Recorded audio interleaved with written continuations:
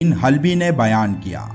اور اس کے غیر ثابت ہونے کے لیے حلبی کی اپنی عبارت ہی کافی ہے، جس میں وہ لکھتے ہیں کہ میں نے دلائل و معجزات کے موضوع پر لکھی گئی ایک ایسی کتاب میں اس روایت کو دیکھا جس کے مؤلف کے نام کو میں نہ جان سکا۔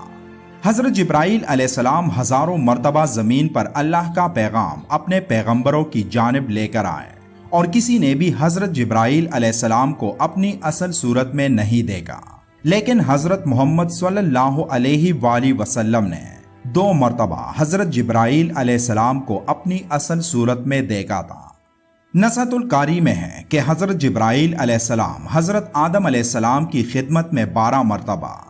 حضرت ادریس علیہ السلام کی خدمت میں 4 مرتبہ، حضرت نوح علیہ السلام کی خدمت میں 50 مرتبہ، حضرت ابراہیم علیہ السلام کی خدمت میں 42 مرتبہ، حضرت عیسیٰ علیہ السلام کی خدمت میں 10 مرتبہ، حضرت یعقوب علیہ السلام کی خدمت میں 4 بار، اور حضرت ایوب علیہ السلام کی خدمت میں 3 بار، اور سید الانبیاء صلی اللہ علیہ وآلہ وسلم کی خدمت میں 24,000 مرتبہ باریابی سے مشرف ہوئے۔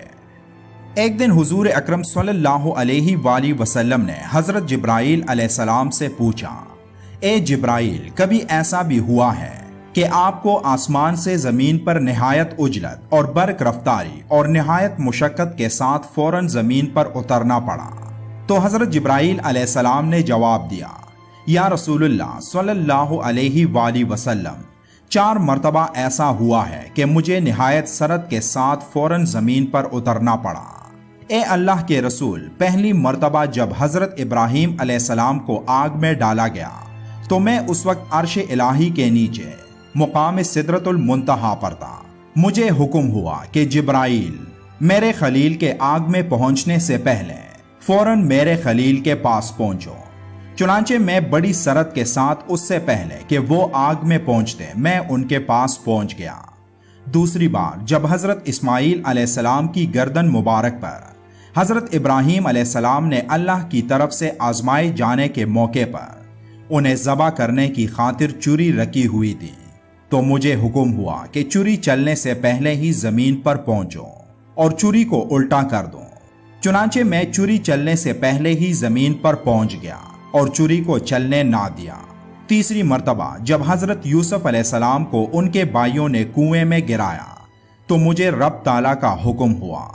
کہ میں یوسف علیہ السلام کو کنویں کی تہہ تک پہنچنے سے پہلے ان تک پہنچوں اور کنویں کی تہہ پر گرنے سے قبل ہی انہیں اپنے پروں پر اٹھا کر کنویں کی تہہ میں موجود ایک پتھر پر بٹھا دوں۔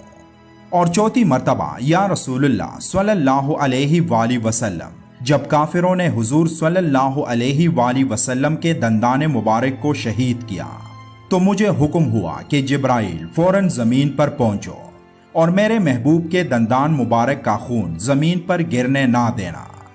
زمین پر گرنے سے پہلے ہی وہ خون اپنے ہاتھوں پر لے لو، اور اے جبرائیل، اگر میرے محبوب کا خون زمین پر گر گیا تو قیامت تک زمین سے نہ کوئی سبزی اگے گی اور نہ ہی کوئی درخت۔ چنانچہ میں بڑی سرعت سے زمین پر پہنچا اور حضور اکرم صلی اللہ علیہ وآلہ وسلم کے خون مبارک کو ہاتھوں پر لے کر ہوا میں اڑا دیا۔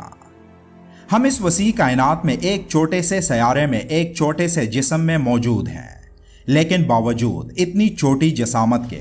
اللہ نے انسانوں کو فرشتوں پر بھی فضیلت دی ہے۔ فرشتے جو صرف اللہ کے حکم کے تابع ہیں اور اللہ نے ان میں خواہشات کا مادہ نہیں رکھا، لیکن ہم انسانوں کو اللہ نے اپنی مرضی کرنے کا اختیار دیا ہے۔ جہاں اللہ نے ہمیں اچھے کاموں کی تلقین کی ہے اور برے کاموں سے بچنے کا حکم دیا ہے،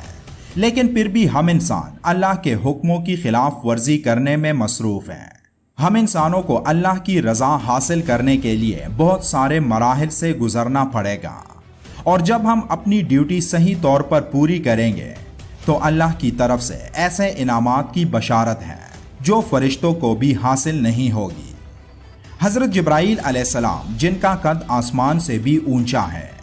حضرت محمد صلی اللہ علیہ وآلہ وسلم کے بعد ان کی وحی لانے کی ڈیوٹی ختم ہو گئی،